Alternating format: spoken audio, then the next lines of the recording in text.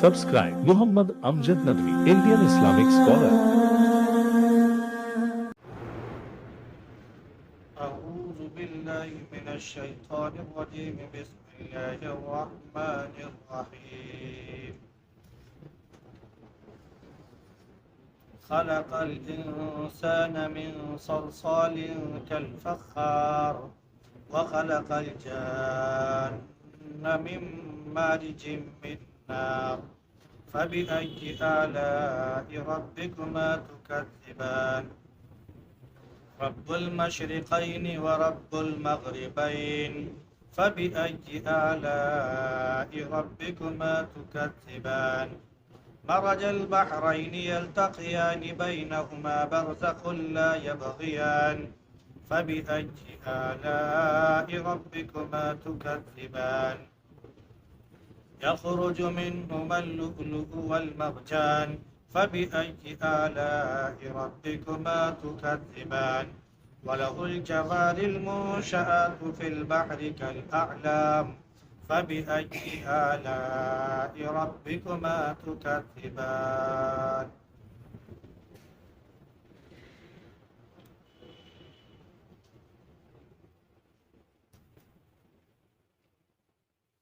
خلق الانسان من صلصال کالفخار، اس نے انسان کو کھنکھناتی ہوئی مٹی ٹھیکرے سے پیدا کیا اور جن کو آگ کی لپٹ سے پیدا کیا۔ تم اپنے رب کی کن کن نعمتوں کو جھٹلاؤ گے؟ مشرقین اور مغربین کا رب، تم اپنے رب کی کن کن نعمتوں کو جھٹلاؤ گے؟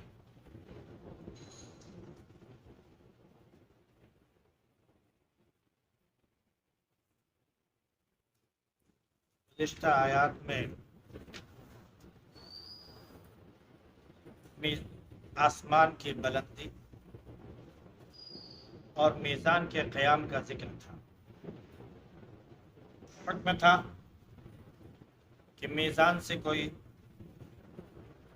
آگے نہ بڑھے، تجاوز نہ کرے، ناپ تول میں کمی بیشی نہ ہو، بلکہ پورا ناپ تول کر دے۔ یہ زمین کی پیدائش، زمین کی تخلیق اور وہاں پر مخلوق کا بسانا اور مخلوق کے رہنے کا سارا انتظام کرنا، میووں سے، کھجور سے جن میں خلاف ہوتا ہے، اناج سے جن میں بھوسے ہوتے ہیں، اور خوشبودار پھولوں اور پھلوں سے۔ پھر فرمایا کہ اپنے رب کی کن کن نعمتوں کو تم جھٹلاؤ گے۔ خطاب یہاں پر انسان اور جنات سے ہے، اسی لیے ان دونوں کو خاص طور سے مخاطب کیا گیا ہے اور انہی کو بار بار کہا گیا کہ اپنے رب کی کن کن نعمتوں کو تم دونوں جھٹلاؤ۔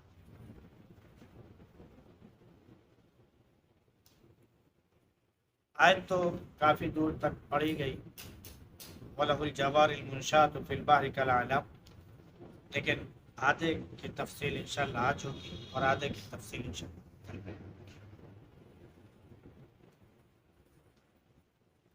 خلق الانسان من صلصال کالفخار،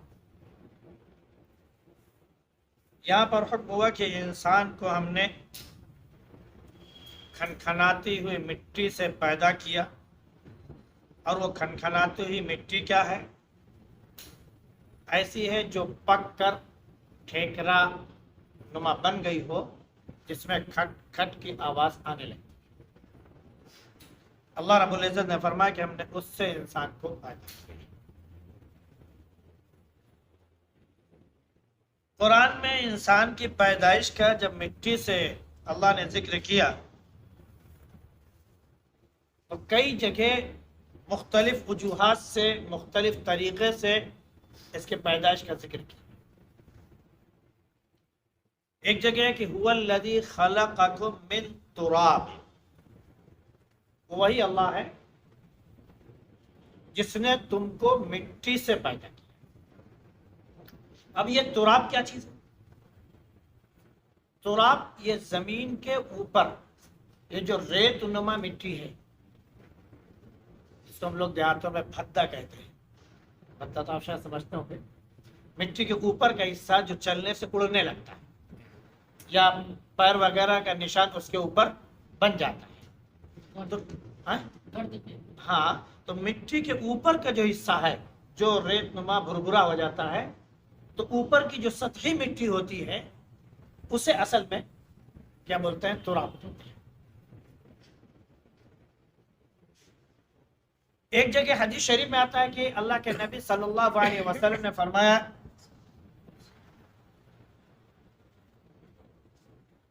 कि तुम सब जो है मिट्टी से पैदा हुए, आदम से पैदा हुए। खुलिक़्तुम मिन आदम व आदम मिन तुराब। आदम जो है वो मिट्टी से पैदा हुए हैं और तुम आदम से पैदा हुए। अदम जो है, लफ्ज अदम, ये भी जमीन की मिट्टी जो ऊपर वाली होती है उसको कहते हैं अदम। इसलिए आदम अलैहिस्सलाम का नाम आदम पड़ा, यानी मिट्टी वाले। जो जमीन की ऊपरी मिट्टी होती है वो अदम कहलाती है, उसकी वजह से उनका नाम आदम पड़ा, मिट्टी वाले, तो उनका नाम आदम। तो अल्लाह के नबी सल्लल्लाहु अलैहि वसल्लम ने फरमाया कि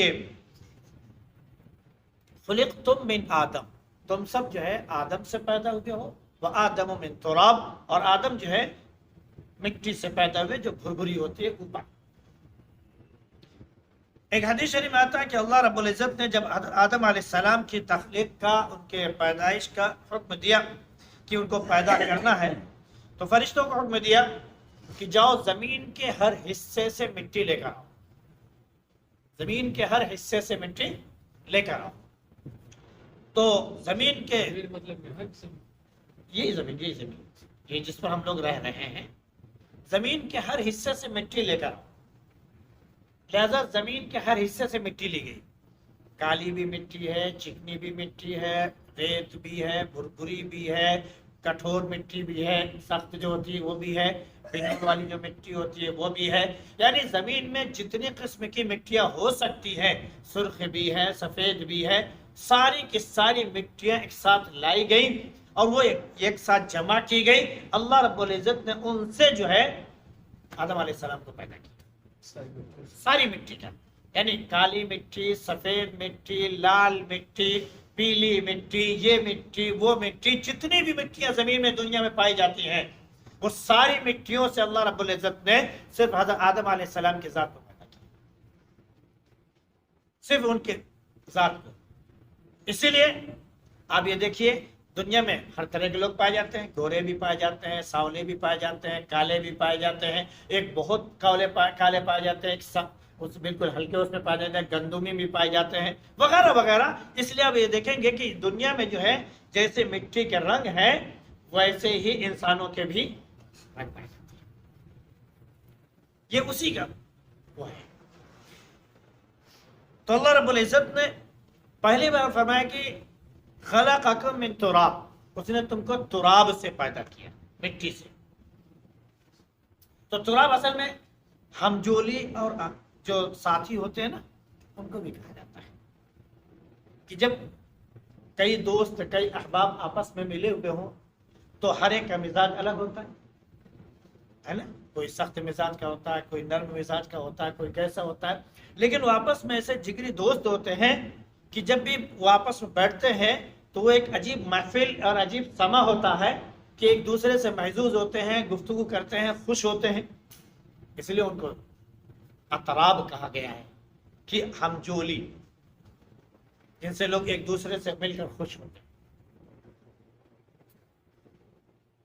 अब ये अल्लाह रब्बुल इज्जत ने इंसान को पहले क्या कहा? तुराब से पैदा किया, तो ये भुरभुरी मिट्टी हो गई जो ऊपरी सतह पर मौजूद है। अब जब ये मिट्टी पानी से खलत मलत की गई, पानी से खलत मलत की गई, जिसको हम दूसरी जुबान में कहते हैं कि सानी गई ये मिट्टी, ये गूंधी गई मिट्टी, तो ये मिट्टी तीन बनी, यानी सारी मिट्टी यकजा करके पानी में मिला के इसको खूब कचरा गया, खूब जो है गूंदा गया। देहातों में जो लोग कच्चे मकानात बनाते हैं وہ اچھی طرح جانتے ہیں کہ مٹی کیسے پکائی جاتی ہے، کیونکہ ہر مٹی سے گھر نہیں بنایا جا سکتا۔ ہر مٹی سے آپ ابھی کھود کے مٹی لائیں اور فوراً جو ہے آپ اس کو پانی میں ملائیں اور اس کے بعد سوچیں کہ ہم اس سے دیوار کھڑی کر لیں، چند دن بعد وہ آپ کی دیوار جو ہے کیا ہوگی، گر جائے گی۔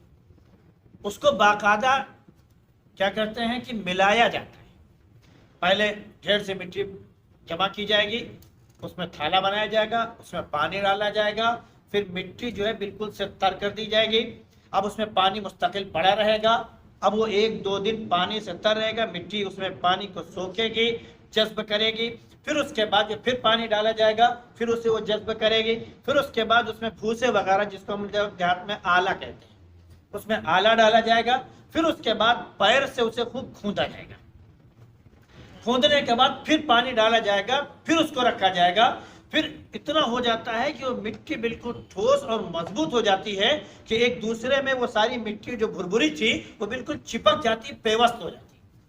پھر اس سے جب دیوار اٹھاتے ہیں نا، اس کی مٹی ایک دوسرے سے ایسے جمی ہوئی ہوتی ہے کہ وہ ہلنے کا، گرنے کا، بھربرے بن کر ہٹنے کا نام نہیں لیتی۔ تو من طین لازم کہا ہے کہ ہم نے انسان کو کیچڑ کی مٹی سے پیدا کیا ہے، اس لیے جب وہ آلہ وغیرہ ڈال کر اس کو خوب سڑا دیتے ہیں اور ایک قسم کے اس میں بو بھی آنے لگتی ہے، پھر اس کے بعد جب اس کو کھودتے ہیں تو مٹی بالکل کیچڑ میں جا کر پختہ ہو چکی ہے، وہ پکی مٹی۔ اب جب اس کے بعد اس کو سوکھنے کے لیے رکھ دیا جائے تو اس میں ایک قسم کی کھنک پیدا ہوتی ہے، اور اس کو خاص طور سے جیسے دیہات میں کمہار وغیرہ جو پکاتے ہیں مٹی، گھڑا بناتے ہیں، ہے نا، پیالی بناتے ہیں، دیگر تمام چیزیں جو بناتے ہیں، تو اس کے بنانے کے بعد آپ یہ دیکھیے اس میں ٹھن ٹھن ٹھن ٹھن کی آواز آنے لگتی ہے۔ تو اللہ نے یہاں پر فرمایا کہ خلق الانسان من صلصال کالفخار، کیچڑ کی مٹی جو تھی اس سے پیدا کیا، اور کیچڑ کی مٹی جب پک گئی تو وہ ٹھنکنے لگی، کھنکنے لگی، اس سے ٹھن ٹھن کی آواز آنے لگی، تو اللہ رب العزت نے اس سے پیدا کیا۔ یہ انسان کی تخلیق کا ذکر اللہ رب العزت نے فرمایا۔ اس کے بعد فرمایا کہ وَخَلَقَ الْجَانَّ مِن مَارِجٍ مِّن نَارٍ، اور جناتوں کو اللہ رب العزت نے آگ کی لپٹ سے پیدا کیا۔ جب آگ کی لو شعلے جو اٹھنے لگتے ہیں اوپر، تو آپ یہ دیکھیے کہ شعلوں میں کئی رنگ پائے جاتے ہیں۔ آج کا دور تو ختم ہو گیا تقریباً، لیکن ابھی بہرحال پایا جاتا ہے۔ پہلے جب اسٹوو جلاتے تھے، جن لوگوں نے اسٹوو خوب چلایا جانتے ہیں اچھی طرح سے کہ اسٹوو میں کیا ہوتا ہے کہ جب تیل بھر دیا اور اس کو بند کر دیا، اور اس کے بعد جب اس میں ہم نے پمپ سے ہوا بھرنا شروع کی تو اسٹوو تیزی کے ساتھ جلتا تھا، اس کی آواز بھی تیز ہوتی تھی۔ تو اس کی جو لو نکلتی ہے اسٹوو کی، وہ پہلے سرخ، پھر اس کے بعد زرد، پھر اس کے بعد کیا بولتے ہیں تھوڑا سا پیلا نما، پھر اس کے بعد آپ دیکھیں گے ہرا، پھر اس کے بعد آپ دیکھیں گے نیلا، پھر اس کے بعد سب سے اوپر آپ دیکھیں گے کالا، پھر اس کے بعد دھواں۔ یہ جو کئی رنگ میں آگ تبدیل ہوتی ہے، وہ اصل میں وہ آگ کی لپٹ کہلاتی ہے، وہ آگ کی لپٹ۔ تو اللہ نے فرمایا کہ وَخَلَقَ الْجَانَّ مِن مَارِجٍ مِّن نَارٍ، آگ کی جو لپٹ ہوتی ہے اس سے ہم نے کس کو، جنوں کو پیدا کیا۔ یہاں پر ابلیس کا نام گویا کہ جان رکھا گیا ہے، حالانکہ اس کے ایک جگہ دوسرا نام بھی بتایا گیا ہے، اور ابلیس تو اس کو اسی وجہ سے اس کا نام پڑا کہ وہ جب اللہ کی رحمت سے مایوس ہو گیا تو اس کی وجہ سے اس کا نام ہی پڑ گیا ابلیس، یعنی ہمیشہ ہمیش کے لیے اللہ کی رحمت سے مایوس ہو جانے والا۔ تو اللہ نے اس کو اس سے پہلے یہاں پر جان میں ایک تھوڑا سا اور ایک اشارہ دے دیں۔ بعض چیزیں ایسی ہوتی ہیں جو محسوس تو کی جاتی ہیں لیکن ظاہر نہیں ہوتا، سمجھ رہے نہیں، محسوس کی جا سکتی ہے لیکن ظاہر نہیں ہوتی۔ جیسے انسان کے اوپر جب اس کا توازن خراب ہونے لگتا ہے تو کہتے ہیں کہ یہ پاگل ہو گیا، خبط الحواس ہو گیا۔ اس کے لیے عربی میں جن جنون کہتے ہیں، یعنی اس کے اوپر پاگل پن چھا گیا ہے۔ تو کوئی چیز ایسی ہو جو دوسری چیز کو چھپا لے، اس کو جن نہ کہتے ہیں، جن نہ، چھپا لینا۔ اسی لیے رات کے لیے استعمال ہوتا ہے جو لفظ کی وجن اللیل، رات ने छुपा लिया, तारीकी ने छुपा लिया किसको? रोशनी को। उसने मुकम्मल तौर पर उसको ढांप लिया, इसलिए उससे वो बना है। जिन्नात नजर आने वाली चीज नहीं है, अल्लाह ने इनको छुपा लिया, मख्फी कर लिया। महसूस तो होते हैं, क्या जिक्र भी मौजूद है और महसूस भी होते हैं, बाज़ लोग से मुलाकात भी हो जाती है, देख भी लेते हैं। तो जान में एक किस्म के ये भी है कि हमने उनको ऐसा बनाया है कि वो नजर के सामने नहीं है, उनको छुपा लिया। जैसे पागलपन नजर में तो नहीं है, लेकिन उसके अमल से, उसके किरदार से, उसके एक्टिविटीज से सामने एहसास होने लगता है कि ये का तवाज़ुन जो है बिगड़ चुका, तो जुनून, उसके ऊपर पागलपन सवार। तो जान जिन्नातों को इसलिए कहा गया कि वो छुपे हुए हैं, तो अल्लाह ने फरमाया कि हमने इनको आग से पैदा किया है, तो हमने आग से पैदा किया। एक साहब ने सवाल किया कि जहन्नम में तो आग होगी, जहन्नम में क्या होगी? आग होगी, और आग जो है हर चीज को जला देती है, लेकिन जिन्नात तो आग से पैदा किए गए। तो आग को जलाएगी तो उस पर असर क्या? सवाल एक है, आग को जलाएगी तो उस पर असर क्या होगा? और मिट्टी का भी जवाब दिया गया उसी से, वगैरह वगैरह। तो जवाब उसका बहुत खूबसूरत है, हम उसको आपकी ताबीर से भी हम आपके सामने पेश करेंगे कि अल्लाह रब्बुल इज्जत ने आग दो तरह रखी, आग दो तरह रखी है जहन्नम में। एक आग नहायत जल रही, जो आग की तपिश हम देखते हैं उसमें तिमाजत होगी, तपिश होगी, जलन होगी, कि अगर जिस चीज को छू ले तो वो चीज फौरन जल भुन कर खत्म हो गई। तो एक आग वो है जिस पर हम खाना बनाते हैं, इससे 70 गुना तेज वो आग होगी कम से कम। और एक आग वो होती है जो ठंडी होती है, क्या होती है? ठंडी होती है, छूने से एहसास नहीं होगा, लेकिन उसका ठंडापन जो उसको जला देता है। जैसे मिसाल के तौर पर हम और आप बर्फ लेते हैं, तो बर्फ थोड़ी देर रख रहे अपने ऊपर तो ठंडा बहुत होता है, बर्फ बहुत ठंडी होती है, उस ठंडक का इतना एहसास होता है कि हमारी जुबान से बेसाख्ता निकलता है कि बर्फ जलने लगी। ये लफ्ज तो इस्तेमाल करते हैं उर्दू में ताबीर कि बर्फ जो है क्या हो रही है? जल रही है, हालांकि बर्फ जल नहीं रही है, वो हमें ठंडक का एहसास दिला रही है। तो बर्फ जलने लगी ठंडक में। तो आग दो तरह की, एक आग वो है जो लकड़ी और इससे ईंधन से बनती, और एक आग वो है जो ठंडी होगी। इंसान को जब इस आग में फेंका जाएगा तो जब उसका जिस्म बार बार जलेगा तो कहा जाता है कि उसकी खाल जो है एक बार जल जाए तो फिर उस पर दोबारा आग असर नहीं करती। अल्लाह ने क्या फरमाया कि एक बार खाल जलेगी तो दोबारा फिर उस पर खाल बन जाएगी, नई खाल बनेगी, फिर उसको आग का एहसास होगा। बार बार उसके साथ यही होता रहेगा और हमेशा के लिए। तो ये आग उसको नुकसान इस तरह पहुंचाती है। तो इंसान को जब उस आग में फेंका जाएगा, जब ये बिल्कुल आजिज आएगा, दुहाई देते देते थक जाएगा, तो अपने रब से दुहाई देगा और कहेगा मेरे परवरदिगार इस जलती हुई आग से निकाल कर मुझे उस ठंडी आग में पहुंचा। वो ठंडी है, उसको तो हम बर्दाश्त कर ही लेंगे किसी ना किसी। तो हुक्म होगा कि इसको ठंडी वाली आग में फेंक दिया। जब उसको ठंडी आग में फेंकेंगे तो कुछ देर उसमें रहेगा, उसके बाद उसकी ठंडक का उसको एहसास होता चला जाएगा, तो कहेंगे मेरे परवरदिगार इससे बेहतर तो वही आग थी, हमको उसको फिर डाल दीजिए, फिर उसको उसमें फेंका। ये सिलसिला चलता रहेगा, न इधर उसको एक पल सुकून, न उधर एक पल चैन, दोनों आगे उसके लिए मुसीबत का जरिया। तो दो तरह की आग है। तो अगर जिन्नात आग से पैदा किए गए हैं, इसका मतलब ये नहीं कि जहन्नम ये फेंके जाएंगे तो इनको तकलीफ नहीं होगी, इनके लिए ठंडी आग भी मौजूद है, इनके लिए ठंडी आग भी मौजूद है। अब हम इसको आज के नई मिसाल से पेश करते हैं। आजकल एक जो इलेक्ट्रिक कह लीजिए चूल्हा जला हुआ है, इलेक्ट्रिक चूल्हा चला हुआ है, आप उसको प्लग लगाइए और रख दीजिए, आपका बर्तन गर्म नहीं होगा, आपको आग दिखाई नहीं पड़ेगी, لیکن آپ دودھ رکھیں گے وہ گرم ہو جائے گا، کھول جائے گا. آپ چائے رکھیں گے وہ کھول جائے گی. جو چیز آپ کرنا ہے پانی رکھیں گے وہ کھول جائے گا. جو چیز آپ پکانا چاہتے ہیں وہ پک جائے گی، لیکن آپ کا برتن گرم نہیں ہوگا. آپ دیکھ لیجیے، چل رہے چولہے نہ ہو، ابھی یہ چمن سویٹ ہے اس کے یہاں اور موجود ہے، آپ جا کے دیکھ لیجیے. یہ وہ آگ ہے جو دکھائی نہیں پڑ رہی، بظاہر ٹھنڈی بھی ہے، سب کچھ صحیح، لیکن آگ ہے. وہ آگ ایک بجلی کی شکل میں ہمارے سامنے بھی موجود ہے کہ فی نفسی تار میں آگ موجود ہے، ہم کو دکھائی نہیں پڑ رہی، لیکن اگر ہم صرف اس کو چھو لیں تو جل کر بھسم ہو جائیں گے، راکھ ہو جائیں گے.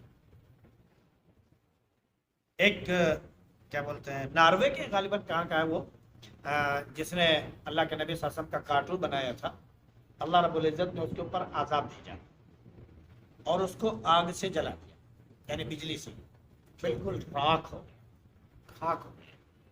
آگ سے، بجلی کے آگ سے وہ جلا تو بالکل وہ راکھ بن گئی. اس کو چھپانے کی بہت کوشش کی گئی لیکن وہ چیز چھپی نہیں. اللہ کے نبی صلی اللہ علیہ وسلم کا کارٹون اس نے شائع کرنے کی کوشش کی. تو اس آگ سے بھی جو لوگ جلتے ہیں تو بظاہر ہمیں نظر آ رہا ہے کہ اس میں آگ نظر نہیں ہے، لیکن جیسے ہم اس کو چھوتے ہیں اس آگ کا احساس. ایسے ہی جہنم کی آگ کہ وہ آگ بالکل کالی نظر آئے گی، ایسا لگ رہا ہے جیسے صرف کوئلے پڑے ہوئے، کہ جیسے ہی اس میں ڈالا جائے گا وہ جلا کر راکھ. تو جناتوں کو بھی جب آگ میں پھینکا جائے گا تو ان کے لیے آگ موجود ہے، یہ نہیں کہ اس کا اثر ان کے اوپر نہیں ہوگا، ہوگا برابر ہوگا. تو اللہ نے فرمایا کہ اپنے رب کے کن کن نعمتوں کو تم چھوڑو گے. اس کے بعد دو مشرق دو مغرب کا ذکر، ہر جگہ دو جوڑوں کا ذکر چلا رہا ہے. پیچھے سے بھی دو دو چیزیں بیان ہوتی چلی آ رہی ہیں.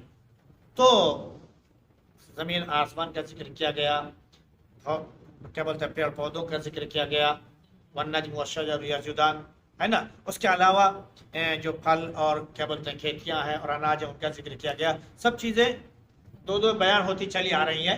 انسان اور جنات ان کو بھی ڈبل کر کے بیان کیا گیا. رب المشرقین و رب المغربین، دو مشرق دو مغرب کا بھی ذکر کر دیا گیا. یہ دو مشرق اور دو مغرب جو ہے یہ موسم کے لحاظ سے کہ گرمی میں ادھر سورج نکلتا ہے اور سردی میں ادھر سورج نکلتا ہے. دونوں مشرق ہیں، مشرق ہی میں سورج نکلتا ہے لیکن گرمی میں ادھر نکلتا ہے اور سردی میں ادھر نکلتا ہے. تو ایک مشرق یہ بن گیا اور ایک مشرق یہ بن گیا. اسی اعتبار سے موسم پر اثر ہوتا ہے. اور ہمارے یہاں ساری چیزیں جو کھیتیاں اور دیگر تمام چیزیں جو ہیں وہ موسم کے لحاظ سے وہ چیز پیدا ہوتی ہے اور اس پر ان کا اثر ہوتا ہے. تو ایک مشرقین یہ ہے جو اس طرح نظر. اس کی لمبی تفسیر اگر چلا جائے تو پہلے تو مشرق اور مغرب اللہ نے کہا، رب المشرق و رب المغرب. ایک جگہ اللہ نے کہا کہ مشرق کا بھی رب ہے مغرب کا بھی رب ہے. یہاں پر دو مشرق دو مغرب کا ذکر کیا. اس کے بعد ہم نے آپ کے سامنے عرض کیا کہ سورج جب یہ چلتا ہے آج کے سائنس کے تحقیق کے لحاظ سے، تو جب یہاں سے نکلتا ہے پورب سے تو پچھم میں جا کر ڈوب جاتا ہے. لیکن جب یہ پچھم میں ڈوبتا ہے تو پچھم میں جو ایریا ہوتے ہیں وہاں سے سورج نکل رہا ہوتا ہے، یہاں ڈوب رہا ہوتا ہے وہاں نکل رہا ہوتا ہے. تو ایک مشرق یہ بھی ہو گیا اور ایک مشرق یہ بھی ہو گیا. چاند بھی جگہ جگہ اللہ نے جہاں بھی ذکر کیا ہے سورج اور چاند ہی لفظ استعمال کیا ہے، کہیں پر سورج کی جمع اور چاند کی جمع نہیں استعمال کیا. البتہ ایک جگہ سورج اور چاند کا ذکر آیا ہے تو وجعل القمر فیہن نورا وجعل الشمس سراجا، آسمان کا ذکر ہے. اللہ الذی رفع السماوات بغیر عمد ترونها ثم، وہ ہے کہ اللہ نے ساتوں آسمان کو بغیر اس کے اٹھایا ہے. اللہ الذی خلق سبع سماوات طباقا، اللہ نے جو ہے 7 آسمان طبق در طبق، یعنی ایک منزل کے بعد دوسری، دوسری کے بعد تیسری، اس طرح اللہ نے بنائے 7 آسمان بنائے ہیں. پھر اس میں فرمایا وجعل القمر فیہن نورا وجعل الشمس سراجا. اس کا 2 مفہوم. ایک تو یہ کہ یہی سورج یہی چاند 7 آسمان اور 7 زمین کو روشنی دیتے ہیں. یہی ایک سورج اور یہی ایک چاند. جب دن کا موسم ہوتا ہے تو یہ سورج 7 آسمان میں اجالا پھیلاتا ہے، اور جب رات آتی ہے تو یہی چاند 7 آسمان 7 زمین میں روشنی بکھیرتا ہے.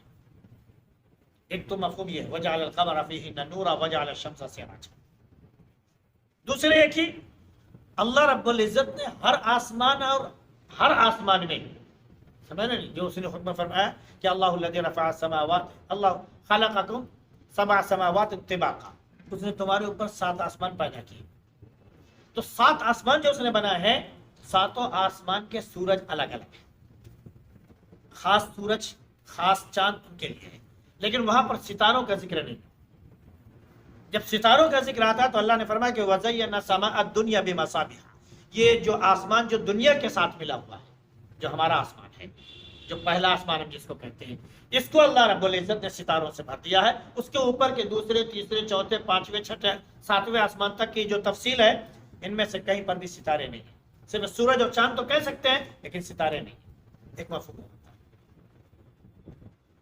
تو اللہ 2 مشرقوں کا رب ہے اور 2 مغربوں کا رب ہے. تو ہم نے اس اعتبار سے بھی آپ کو بتایا. پھر اس کے بعد ایک جگہ ذکر ہے رب المشارق والمغارب، بہت سے مشرقوں کا رب ہے، بہت سے مغربوں کا رب ہے. اب بہت سے مشرق بہت سے مغرب کی تعداد تو اتنی زیادہ ہو گئی ہے کہ کہہ لیجیے گننا مشکل ہو گیا. یہ ہر منٹ ہر سیکنڈ کے لحاظ سے، ہر منٹ ہر سیکنڈ کے لحاظ سے کہہ لیجیے. آج سورج مثال کے طور پر اس جگہ سے نکلا، سمجھ رہے ہو نہیں، تو کل 1 منٹ بعد سورج اس کے 1 منٹ بعد یہاں سے نکلے گا، پھر پرسوں یہاں سے نکلے گا، اس کے بعد یہاں سے نکلے گا، پھر یہاں سے نکلے گا، پھر یہاں سے نکلے گا. یہ جتنی جگہ سے سورج نکلتا چلا آ رہا ہے، یہ سب مشرق بنتے چلے جائیں گے، یہ مشارق ہو جائیں گے. سورج نکلنے کی جگہ، تو جس جگہ سے سورج نکلے گا وہ لفظ مشرق کہلائے گا، جس جگہ سے سورج نکلے گا وہ مطلع کہلائے گا. سمجھ رہے نہیں؟ تو اس جگہ سے سورج نکل رہا ہے، یہ مشرق بن گیا. تو جس پوائنٹ سے وہ نکل رہا ہے وہ مشرق ہے. کل جس پوائنٹ سے نکلا تھا وہ مشرق تھا، کل جس سے نکلے گا وہ مشرق ہے. ایک مشرق یہ ہوتا ہے. اس اعتبار سے 360 دن میں 360 جگہ سے سورج نکلتا ہے، یا 365 دن میں کہہ لیجئے کہ 365 جگہ سے سورج نکلتا ہے. ایک تو اس کا مشرق اور مغرب یہاں سے لے کر یہاں تک، جس سے مشرق کا حصہ ہے، 365 دن تو یہ بن گئے. پھر اس کے بعد سورج جو نکلتا ہے، جب آگے کی طرف بڑھنا شروع ہوتا ہے تو ہر جگہ ایک ساتھ روشنی نہیں دیتا، جو بلند ہوتا جاتا ہے ہر جگہ کا ٹائم چینج ہوتا جاتا ہے. ہمارے یہاں اگر سورج کا ٹائم مثال کے طور پر 5:25 ہے،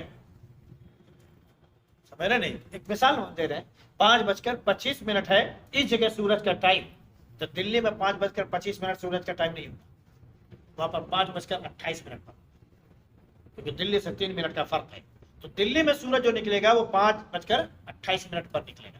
3 منٹ بعد وہاں سورج نظر آئے گا، اور آپ کو 3 منٹ پہلے نظر آ رہا. ہمارے مشرق میں آپ جتنے چلتے چلے جائیں گے ان کو اتنے پہلے ہی نظر آتا چلا جائے گا. یا یوں کہہ لیجئے دوسری زبان میں کہ ہر 40 کلومیٹر پر 1 منٹ کا فرق ہو جاتا ہے. ہر 40 کلومیٹر پر تقریباً 1 منٹ کا فرق ہوتا چلا جائے گا. اب ادھر سے آپ بڑھتے چلے جائیں، جو اسی اعتبار سے، اسی لیے آپ دیکھیے کہ یہاں سے تقریباً آدھا گھنٹے کا فرق بہار اور بنگال اور کلکتہ وغیرہ جو ہے وہاں سے فرق ہوتا ہے. یہاں سے آپ بامبے کی طرف چلے جائیں تو یہاں سے تقریباً 25 منٹ کا فرق ہوتا ہے. یہ کیوں؟ ویسے ہم یہاں پر مغرب کی نماز پڑھ رہے ہوتے ہیں، ابھی بامبے میں مغرب کا وقت ہوا ہی نہیں ہے، وہاں سورج دکھ رہی ہے. ہم یہاں پر عشاء کی نماز پڑھ رہے ہوتے ہیں تو حرم میں سعودیہ میں سورج اس وقت غروب ہو رہا ہوتا ہے، وہاں پر مغرب کی نماز ہو رہی ہوتی ہے. کہیں پر دن کہیں پر رات. تو جس جگہ سورج نظر آ رہا ہے وہ دن، جس جگہ سورج ڈوبا ہوا بھی ہے وہ رات ہے.